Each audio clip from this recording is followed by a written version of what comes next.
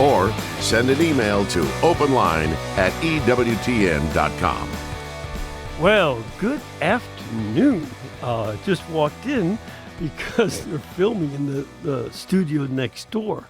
Didn't want to walk through, but there was no other choice. So good to be with y'all. It's Fr Mitch Pacwa, and we're here with Open Line Wednesday. And if you want to call in, we love having you call in. It's 833-288 EWTN. Of course, that just is spelling the letters, but it's 833-288-3986. If you are outside of North America, you can call another number because that 800 number won't work. But you can call country code 1, area code 205-271-2985, and text EWTN to 55000. Boy, I don't even know how to do that. I have no idea what that means. I've never done one of those kind of things. It's a strange world to me. All right, so let's take a look at a few of your emails. First of all, okay, Jeff in Dayton, Ohio. Why are people against the Crusades now? You know, Jeff, you bring up a good point. I think we got a phone call last year about what is coming up. Good. Yeah, oh, that was he. Okay, all right. So Jeff called last week, and he wants to know why are people against the Crusades now. The main reason is this, I think, my own opinion of how people are. Relativistic people who claim that there is no such thing as objective truth, can't disagree with the Crusades on their own merits. They can't. They have no basis for that. Because if you're a relativist, well, I choose to go on crusade, but you don't, so that's your truth to go on crusade. It's my truth not to. So they can't argue on that basis. They can't argue on the fact that the Seljuk Turks had been attacking Christian pilgrims. They wiped out most of the members of a pilgrimage of 5,000 around 1050. They were ambushed. And then they invaded the Byzantine Empire, and they lost a lot of land to the Seljuk Turks, who were doing it in the name of Islam. And the question, if you look at it in terms of a just war, a war in which these countries were invaded. As a matter of fact, up until the Seljuk Turks had begun to do those attacks, Arabs were in charge of the Holy Land, and there was no problem. There was no problem. But it was the Turkish invasions that brought this on, and the Seljuk Turks had invaded all the way up to Constantinople. The Byzantine emperor was looking for help to protect his city, and he asked the Western Christians to come help. So that's why you can justify it. But they oppose it now. They don't know that history. They think this false idea that the Christians went over there to force the Muslims to convert. That's not why they went. They didn't want to force the Muslims to convert. What they wanted is to liberate the Holy Land so they could go visit and protect the Byzantines from further incursions. So people oppose it today because the only way that a relativist can criticize you for supporting the church is to say, well, it's hypocritical. That is their one criticism that they can make. You are a hypocrite. You say you're a Christian, but you want to force Muslims to convert. That's hypocritical. On the basis of their own Relativism, they cannot make a critique.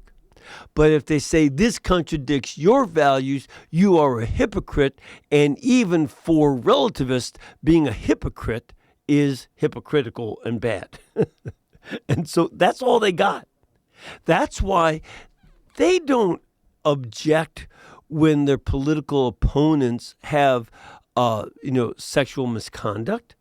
They have no basis to do that. But they'll say, well, see, you profess to be a Christian, but you're a hypocrite. It's about being able to accuse people of hypocrisy when, in terms of their own relativistic values, they cannot make a criticism. Jeff, I hope that makes sense to you. You know, good? All right, and then let's try another one here from Linda. My husband is a Master Freemason and as a Catholic as of 2 years ago. He understands that he should not be a Mason. However, he pays no dues and is now a Knight of Columbus. He remains on the membership list of the Freemasons as a member with delinquent dues. Is this a problem? He hasn't formally given it up, it sounds like. But he's given it up. I don't know how much formally he needs to go on that. What I would recommend is that he go to, Linda, help him go to EWTN's website and in our documents library on papal encyclicals and type in as a topic Freemasonry. There are a number of papal encyclicals condemning Freemasonry. What I'd like him to do is this. Read those and understand why the Catholic Church condemned Freemasonry. The reason was, they take death oaths. There was an oath that they take. I don't know that any of them mean it anymore, but at one time they apparently did, that they would make a sign from ear to ear under their chin and then make a cross on their stomach to indicate that if I reveal the secrets of the Masonic Lodge ceremonies, I am willing to have my throat cut from ear to ear and to be disemboweled. They demonstrate that. Catholics cannot take that kind of an oath. That's a false oath. And but what I'd like him to do is understand more deeply why we oppose it and why the popes have done that. So that's a good thing. All right. Then one quick one from Frank. Father Mitch, have you learned more from self-study or the classroom environment? I do not oppose them. I learned different things. From class, I went to the 27th grade. A lot of times I'll say that to kids and they laugh at me. And I tell them, oh, sure, it's easy to laugh because I'm a slow learner. But what I learned from classes is other teachers who knew more than I did were able to give me a disciplined understanding of my subject. And I have noticed in many people who are not well educated by teachers better than themselves, they don't have discipline. Once you get what you learn in classroom is a skill of how to study. And you learn the basic, like I learned the basic tools of the Bible study trade, in a sense. I learned my languages and how these interact with text criticism and all these other things I never would have studied on my own. I learned that discipline and then I apply it. And so I needed that basic structure and then I've added into it. Think of it this way. The classroom instruction is like rebar before you lay the concrete down. I've been pouring concrete over that rebar that I learned in the classroom. And that's what helps hold it together. The reason I know that, there was a fool of a farmer who built a dam on the farm where my family used to live in Michigan. And he didn't use any rebar. So in the first spring storm, it broke. because there's nothing to hold it together. That's what you need. You need the classroom to be the rebar, and then you fill in the concrete with all the stuff you do on your own. All right, we'll be back in just a short time with more of your questions and phone calls, so please stay with us.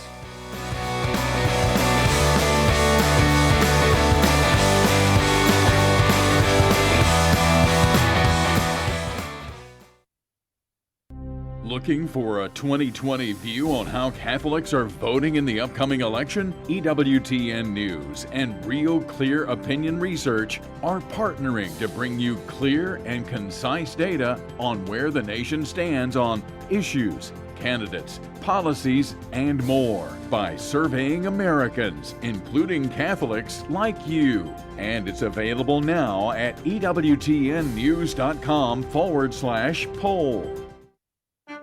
Father John Riccardo. In our culture, the commandments are looked at as burdens because, for many of us, we only learn the commandments by rote memorization. Well, the commandments change drastically when a child or an adult learns that, do you know where the Israelites were before they got the commandments? They were slaves in a desert making bricks.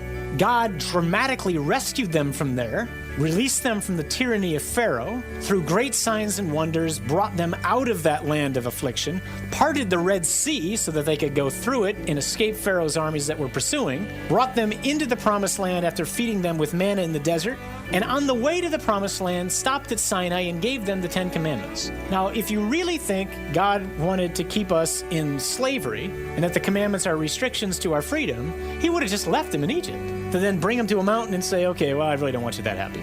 The people you know and trust are on EWTN. This is Open Line on the EWTN Global Catholic Radio Network. If you have a question, call 1-833-288-EWTN. That's 1-833-288-3986. Outside North America, call 1-205-271-2985. Or send us an email to openline@ewtn.com. All right, just want to also let you know you can watch EWTN News Nightly tonight. It'll be at 9 Eastern Time. And that's a good thing because one of the nice things about EWTN News Nightly, they're not as snarky as some of the other news outlets. Some of those people are nasty. Even when they were supposed to be reporting the news. Just tell us what happened. No, it didn't even, we got an attitude. So they're really nice, so watch them. All right, let's now go over to Andrea. Is that right? Am I? Yes, you're on. Yes, where you? Okay. You're calling from Cedar Rapids?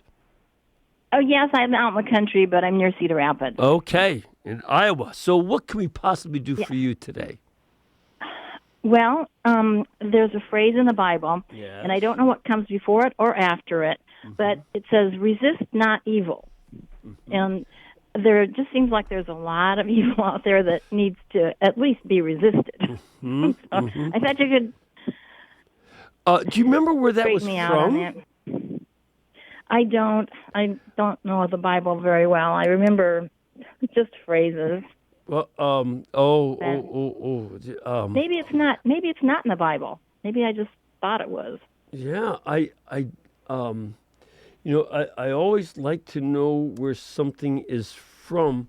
Hold on. I'll see if I can find that phrase. And do you think it was New Testament? Really, I don't have any idea because I didn't read it. I've just heard it, and I just assumed it was from the Bible, but maybe it's not. That would explain why I can't. Yeah. My head wrapped around it. Okay. This is from the King James Bible. All right. And resist not evil is in Matthew 5, verse 39. Okay. All right. I found it right away. Actually, it's interesting. The word resist only shows up in the New Testament 1, 2, 3, 4, 5, 6, 7 times. and then it's 1, 2, 3, 4 times in the Old Testament. So it's not a very common word. Okay. All right. So, and so here's this is this is the the King James translation is not quite as helpful.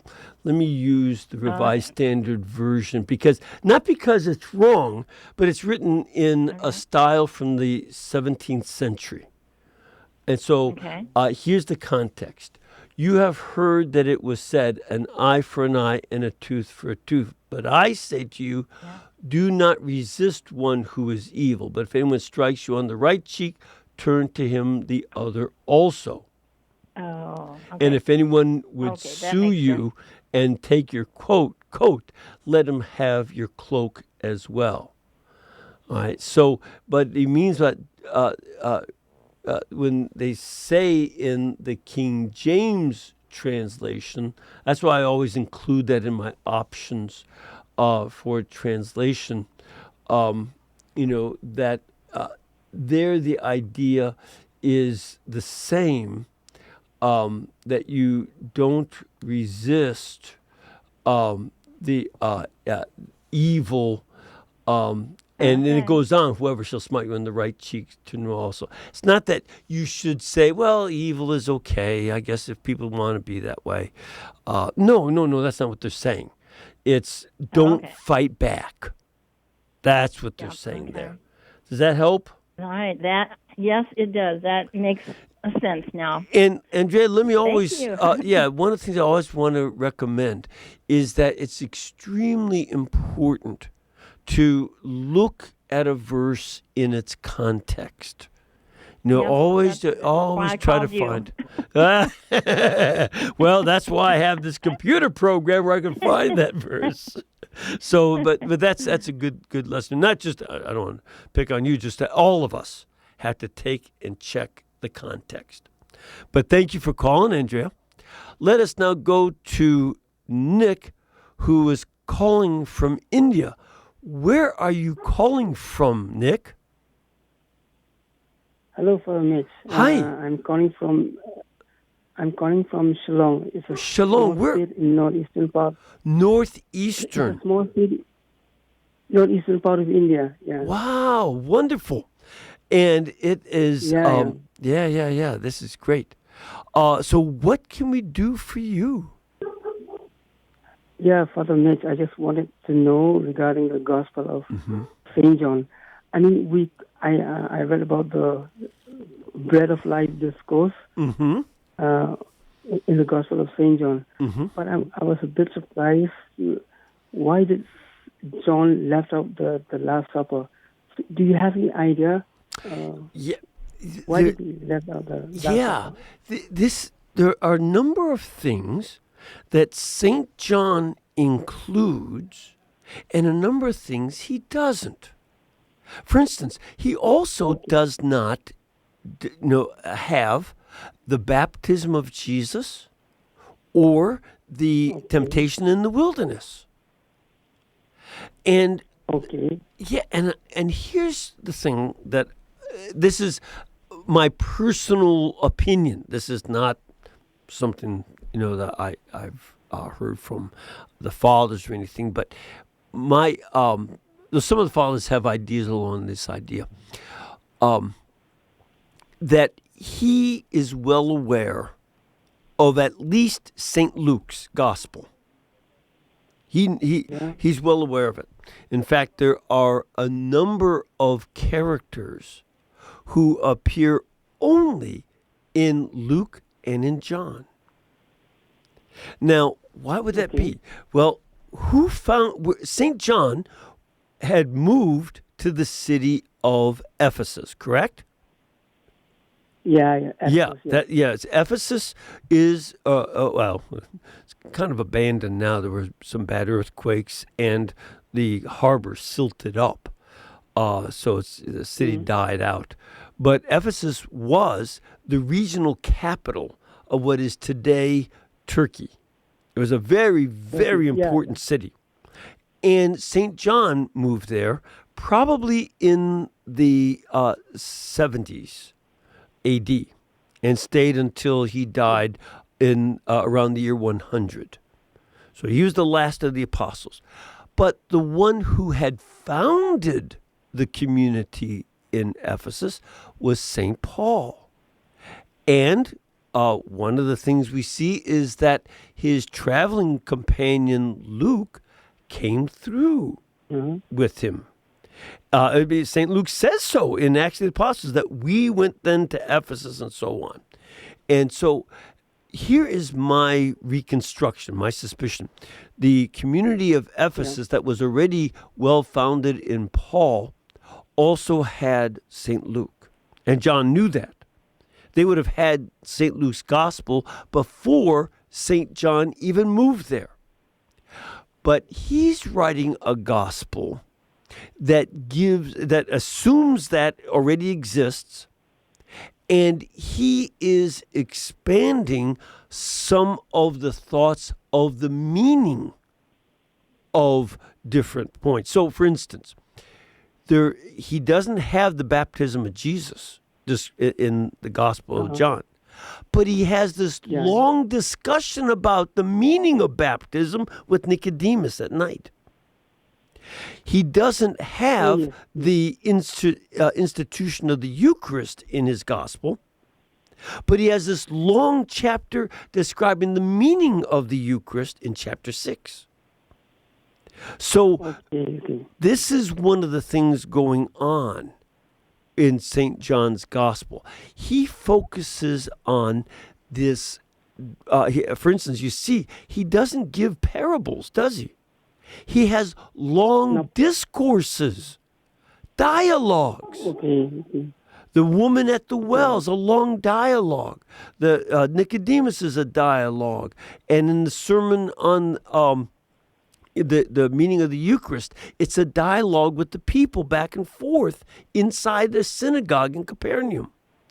And so St. John remembers these dialogues that give the meaning of things that already were described in St. Luke's gospel. Does that help? Okay.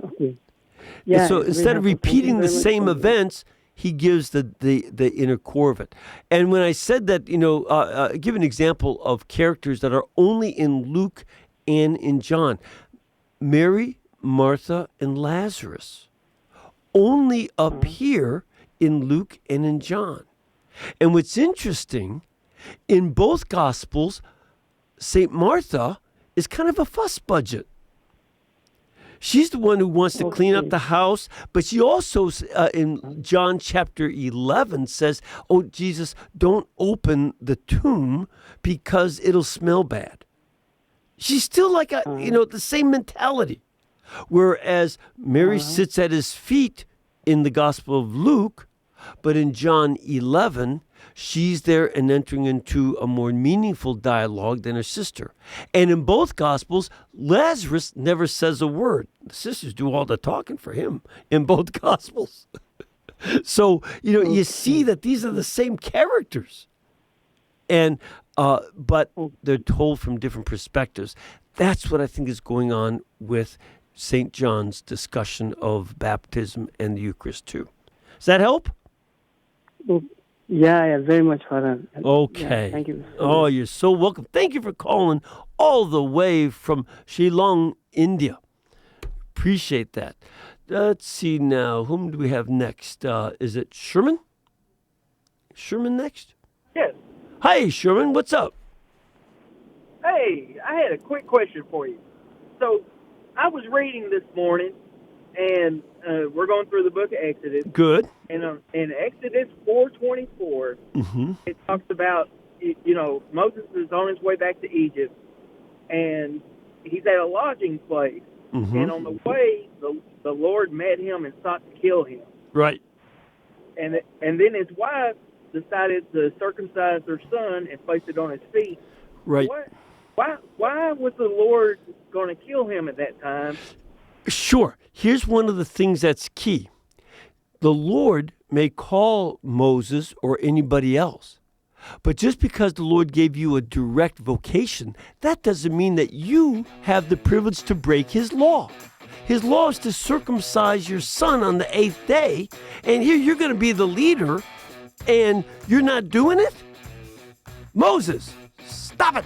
You know, you can't disobey the Lord's law. And that's what's going on. Does that help? Yes, sir. Thank you. All right, good. We'll be back in just a minute. Jimmy Aiken. One of my greatest joys in life is the joy of discovery, especially discovering answers to the questions about God, about the world that He's made, and how we can find our way to Him. The leading Catholic voices are on EWTN Radio. You know what's kind of mind-blowing about intercessory prayer? God generally only grants the prayers that fit what He wanted to do anyway. So what's the point of us asking? Why does He tell us throughout Scripture to ask for things in prayer? I think He chose to wait on our prayers to give us His blessings. And I think He chose that because He wants to share the joy of being distributors of His grace with us. He wants us, by our requests, to unleash His healing, His blessing, and His miracles in the world. It wasn't enough for Him to just bless us. He wanted to share the joy He has when He blesses with us by making us necessary parts of that blessing. Archbishop Fulton Sheen said that the graces of God are hanging from heaven by silken threads, and prayer is the sword that cuts them down. So ask God boldly for things today and share the joy of raining His grace down on a needy world. That's what intercessory prayer is about. Prayer changes things. Send us a message at connect@reallifecatholic.com. This is Krista Fennec on EWTN Radio. Now, not only can you watch EWTN anywhere but anytime with EWTN On Demand. Get on-demand access to more than 12,000 EWTN programs, including live shows and specials, all in one place, all free. Just go to EWTN.com/on-demand. There's nothing to fill out, no memberships required, and no fees to pay. All you need is an internet connection, and you're good to go. EWTN On Demand. Fast, easy, and free. Tomorrow on More to Life, volcano! Feel like you're gonna blow? Well, we'll help you manage your anger gracefully. Now, back to Open Line with Father Mitch Pacwa. This is Open Line on the EWTN Global Catholic Radio Network. If you have a question, call 1-833-288-EWTN. That's 1-833-288-3986. Outside North America, call 1-205-271-2985. Or send us an email to openline@EWTN.com.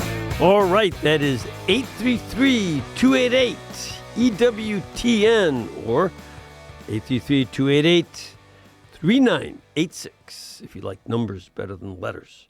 And outside North America, it's 205 or country code 1, area code 205-271-2985. And for those you know how to do, text EWTN to 55000. Don't get that.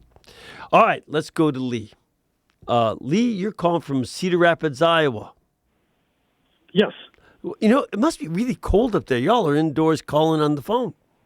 Well, yeah, it's cold and snowing. Oh, well, we're glad to be here to warm your hearts. So, yeah. It's a pleasure to get to talk to you, Father. Thank you, Lee. I appreciate that. What can we do for you today? I was curious, can a pastoral minister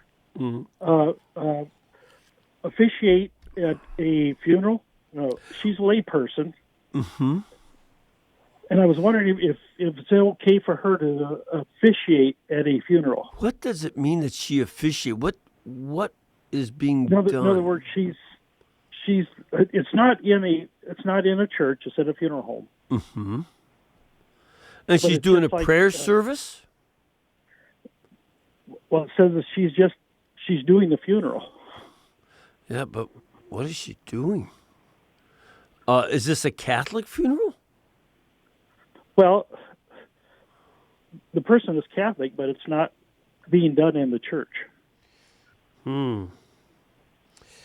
This sounds a little odd. Do do you think that the deceased may not have wanted a priest there? I don't know for sure. Yeah, see this, Lee, I've got an awful lot of unknowns floating around here, and it's hard for me. All I can do is speculate as to what's going on. Now, would it be okay for a lay person to lead a prayer service? Oh, sure, and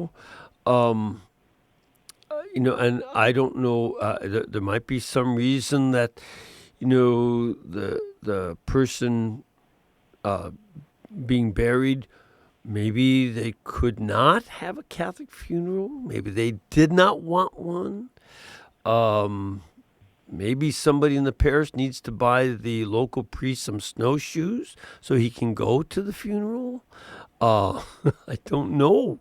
I would want to find out a lot more as to why that's happening, and to see if it has, if there is something that is meant to be insulting to the Catholic faith of the person being buried, or to show that that person has abandoned their faith, then it would not be okay. If for some reason, again, I can't figure out what, doing funerals and burying the dead is one of the important tasks that we do.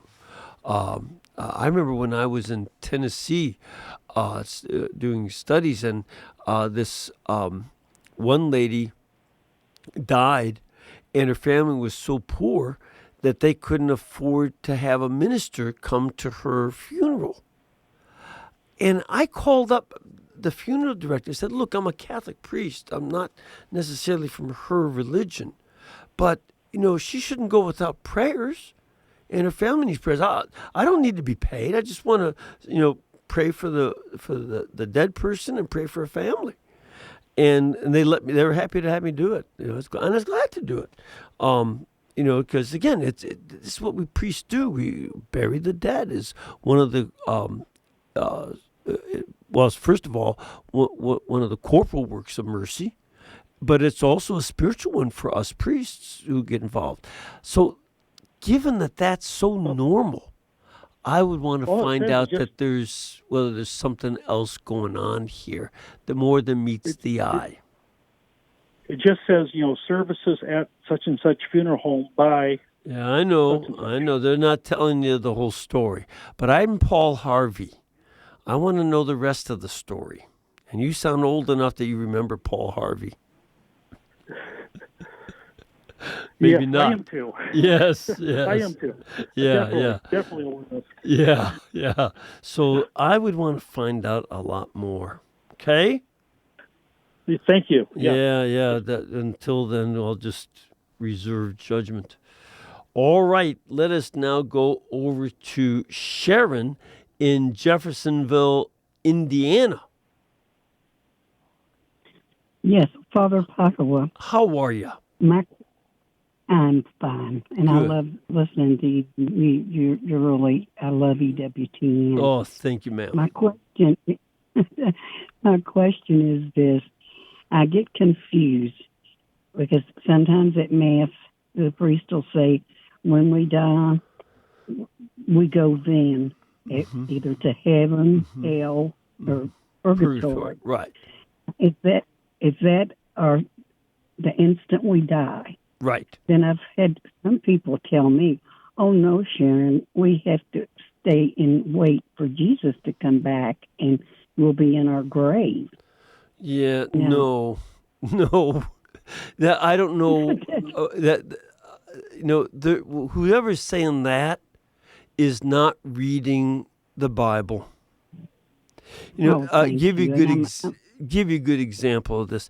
Take a look at St. Paul's epistle to the Philippians. And he is under arrest, yet again, one of his many times. He's like a jailbird. And so he's under arrest. And he says, I don't know if I'll live or if I'll die. For myself, I would rather die because then I would be with the Lord. He doesn't say, I'll go and just sort of do a dirt nap until the second coming. No. Oh, thank you. He says that he'll be there with the Lord. And then take a look at the book of Revelation in chapter 6 and 7. And you see that the martyrs are up in heaven already. And they're speaking to Jesus. And they know what's going down on earth because they say, "Oh Lord, how long will you avenge us and the other people being martyred?" So, you don't wait until the end. They're alive. And the 24 elders are around God's throne. That's the 12 patriarchs of Israel and the 12 apostles. You've got, the saints up in heaven with the angels. It's a lively, hopping place. Thank you. Does that help? I'm Catholic. Yes, I'm converted Catholic, 25 years. Oh, God bless you. I have a friend. Oh, thank you. Whoever taught her. Whoever taught her that. I know that there's some people who teach that you just go to sleep until the end, until Jesus comes back. But the Bible doesn't say that. Now, what they will say, and this is where their confusion comes, is they don't know the languages. And you know how I just used a very modern euphemism for death, taking a dirt nap. Another one is to assume room temperature. Another one is he bought the farm. We also say he passed away. That's a nicer way to say it. Some ways of describing death are a little harsh. Some are, well, he just passed away. In the biblical times, they said he went asleep. He fell asleep. And, these are different expressions for death. But none of those mean that you're going to stay dead until the second coming and then you come alive. Nope. You get to heaven. God willing. Or you're suffering in hell. Don't do that. All right? God bless you, Miss Sharon. Appreciate you calling.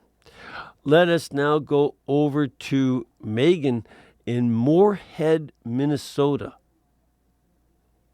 Hello. Hi. Are you indoors? I am, yes. But good. Actually, it's a good 20 degrees here. This is good today. Is that above or is below? That's good. That's above. Okay, good. All right. You always got to ask that in Minnesota. All right, so. Yeah, I know. I used to teach up in Minneapolis, so I've been there when it was 21 below. Oh, it was 27 below, and then it got up to 21. We felt it was kind of warm. So anyway, what can we do for you? Well, I have a question on immunizations. Mm-hmm. There's been lots of new data coming out, and who knows if it's data really. Studies coming out that there's now stem cells placed in immunizations. Now, how does the church feel about this? And if this is the case? We think it is wrong to take the tissue of a child who was killed in abortion and use it for medicinal purposes. That it's as wrong as killing somebody in order to steal their organs so you can do an organ transplant. And I'm not describing a make-believe crime. That's a real crime, especially in third world countries. Oh, it's one more poor person. Nobody misses them. So they kill them and take their organs. Livers, kidneys, hearts. That's wrong, isn't it? Yeah. Yeah, and to kill an innocent baby is just as wrong. Now, what you can do is to find out more, contact some of the pro-life organizations who have lists of the medicines that are from stem cell and from fetal material, and such, Because there are also some beauty companies in China that sell the fetal tissue as food. And they sell the fetal tissue for cosmetics. Now, this is even more horrendous in some ways. It's more creepy. But we have to say, nope, nope, nope, nope, nope, nope, nope. Does that make sense? Okay. Yes. Yeah. We this is the path they would have us go down. We can't let them get there. So, but check to get real data. Make sure you don't go just by. Well, I heard from my friend who told me that his friend is a doctor or knows a doctor that says, no. Find out from some of the pro-life groups. They have lists of the medicines and where they come from. Okay? Okay. Yeah. God bless you, Megan. All right. Let us now go over to Michael in Edwardsville, Illinois. Where is that in Illinois? Oh, thanks, Father. It's about 30 minutes away from St. Louis. Okay. Yeah. Down central part of the state. All right, so what can we do for you this fine day? Oh, I've been waiting since 1:30 to get my question answered. God bless you. Appreciate that. More than qualified to answer it. So what's your question? My question today is, why can't indulgences be applied to the living? And who said they can't? Everything I've ever read. What did you read that said they can't? For instance, let me give you an example. You can go and you're alive, I take it. Yes. You're not a ghost talking through a machine. You're a live person, and you can get a plenary indulgence or partial indulgence for yourself. And anybody else can. You are a living person, and you can get that indulgence, right? Yes. Now, in terms of another living person, here's where the issue comes in. It's the issue of their dispositions. Do they have the disposition to accept the indulgence? So if you seek an indulgence for yourself, then you know your disposition. You know that, for instance, to receive a plenary indulgence, not only do you have to do the action for the indulgence, you also need to go to confession within 8 days either side of it, go to communion 8 days either side of the action. For instance, making a pilgrimage. A lot of pilgrimage places have a plenary indulgence attached to them. The holy places in Jerusalem, for instance, a good example. And you have to go to confession and communion right around that time. And then you have to also be willing to pray for the Pope, and you have to make a firm resolve not to commit the sin anymore. Okay? You don't want to commit sin. And most people would be of that mentality. They're seeking an indulgence. They're doing so with the idea that they don't want to commit sin anymore. They really want to be free of it. Now, that's the disposition. If you don't have a complete disposition, you get a partial indulgence. In terms of another person who's still alive, you don't know that they're accomplishing all those dispositions and that they are praying properly themselves and that they are committed not to sin again. See, that part you don't know. Right. And so that's why there's a limit. But you can certainly, I'm praying for other living people. That's a good thing.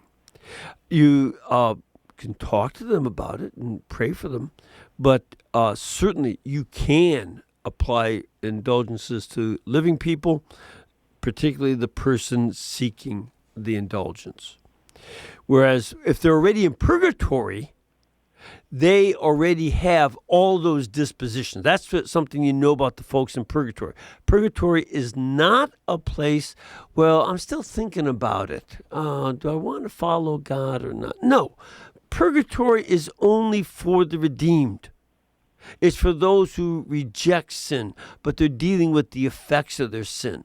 So we know that the souls in purgatory are called the holy souls, and that they have all the dispositions to receive the indulgence. So there's no hesitation with them.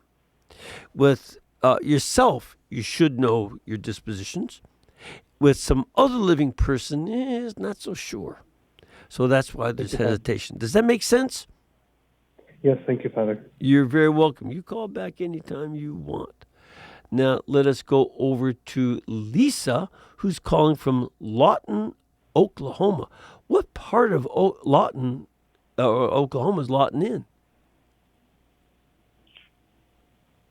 What part of Lawton is it in? What part of Oklahoma is Lawton in? Is that East Oklahoma?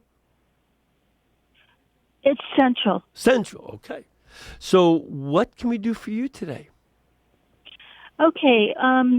Now, you know how some people, they have on their driver's licenses organ donor? Yes. And is it a sin for people to do that, like after they die, to, No, it's not a sin. Sacrifice organs? Nope. No? Not at all. As a matter of fact, it's the church calls it a great act of charity. That right. That you would be willing to help. As a matter of fact, there was a young man who died in a very tragic car wreck, and he was dead upon arrival. But they kept his heart moving afterwards and gave it to a man that I knew who lived for another 25 years.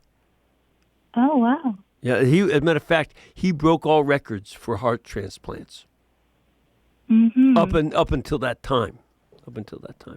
So, right. no, it's an act of generosity to do so.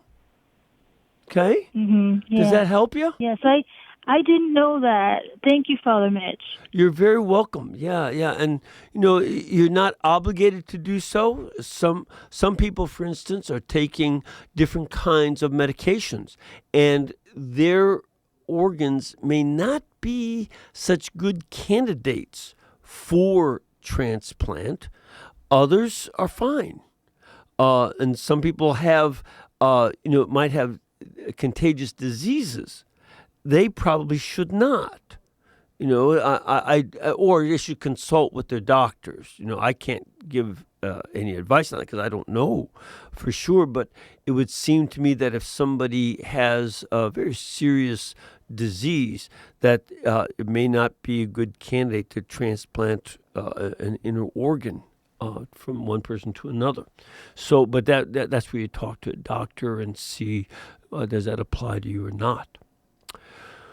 All right, and then we have Michael. Who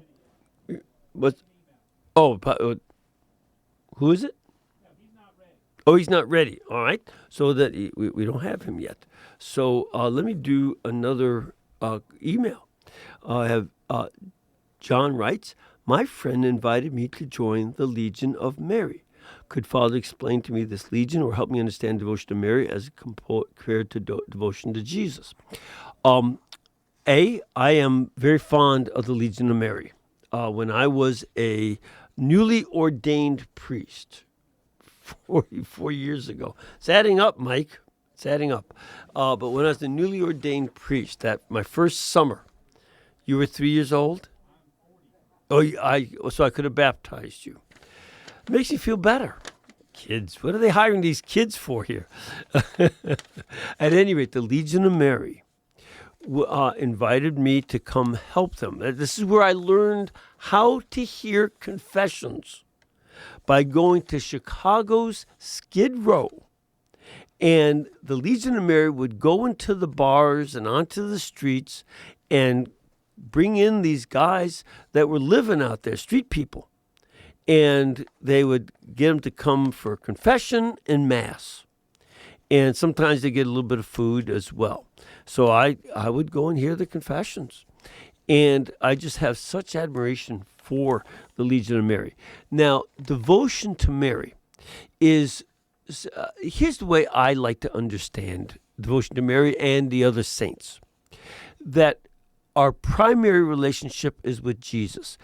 He calls himself the bridegroom of the church. And when you are getting married, your primary relationship is with your spouse. And this is the way it should be. But unless you marry a complete orphan, you get all the in-laws.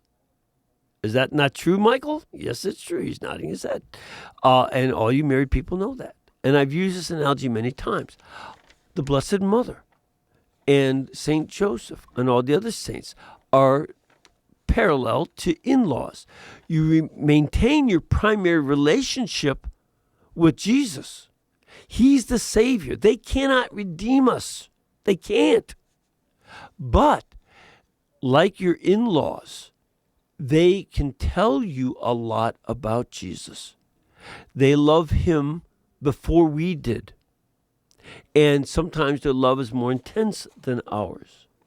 So this is very, very important to understand, that we want to learn from them and being dedicated to them. I mean, if you marry somebody, like a woman marries a husband who is very loving to his mother, that's a good indicator of how he'll treat you. Secondly, your mother-in-law will give you good insight into your husband. And that's what we look to from Our Lady. And she, in the Legion of Mary, she motivates people to go out and do mission and go to get the least of Christ's little ones. That's what she did at Cana, and that's what she continues to do. Now, do we have Michael? I don't know yet. All right. Because if not, we can just go to... there? Michael? I don't hear him. Hello, Michael? I'm here. Are you there? Yes, I am. Yes, sir. We just have a minute, so what do you have as a question? Well, I'm curious to know. I just got done reading the parable of the sower, and it makes it pretty clear if you don't get your life turned around, and if you allow the devil to take the seed, or due to the lack of moisture, et cetera, run after the cares and riches of this world, then you won't be saved. Right. So I'm trying to figure out, how does a person love the very one who's also the just?